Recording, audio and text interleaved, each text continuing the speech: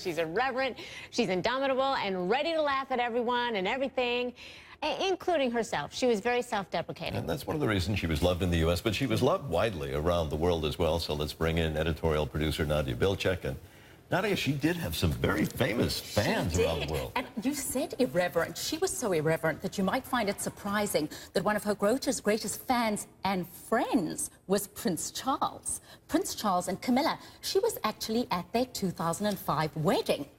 And she performed at an event, a charity event, in honor of his 60th birthday. So I want to read you what Prince Charles said about his friend, Joan Rivers. She was an extraordinary woman with an original and indefatigable spirit, an unstoppable sense of humour, and an enormous zest for life. She will be hugely missed and utterly irreplaceable. I just have these visions of Charles, you know, so formal and proper. And there's Joan Rivers. It just seemed, didn't it? It does not seem possible, but maybe that is why it is they had more than just an acquaintance. This was a deep friendship.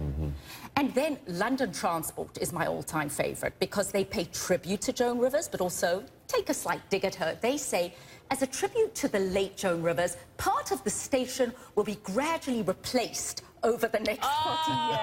Oh, no. That's very nice. You know what? She would probably laugh at that. Oh, she would. She would think that is As you hysterical. said, she was good at making fun of others, but she had great pleasure in making fun of herself. Do you remember that joke where she said, I have had so much plastic surgery that when I die, they could donate my body to Tupperware?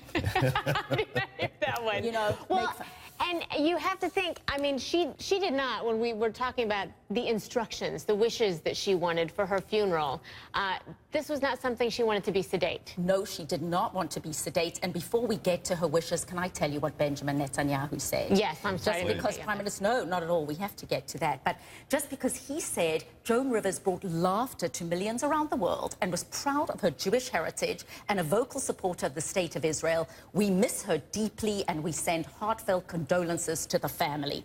I mean, how many people have, from celebrities to prime ministers? Yeah. She was also very good friends with the Mulroneys, former Prime Minister of Canada, and his wife Mila. And she said something interesting, Mila. She said Joan was very different privately. She was much quieter and she was a great listener. So maybe the quieter part, but as you said, Christy, she did not want a quiet funeral. What she said about her funeral is, I don't want some rabbi rambling on. Well, you know it's going to be a Temple Emmanuel, so there will be a rabbi. I want Meryl Streep crying in 5 different accents. I want to look gorgeous. I want to look better dead than alive. I want to be buried in a Valentino gown. And I want Harry Winston to make me a toe tag. It'll be interesting to see if any of those things actually happen. I would really hope so on some level for her, you know, that she was able to craft that. Nadia, thank you so much. Yeah, rest in peace and laughter, Joan Rivers. She wants to leave us laughing, no doubt about it.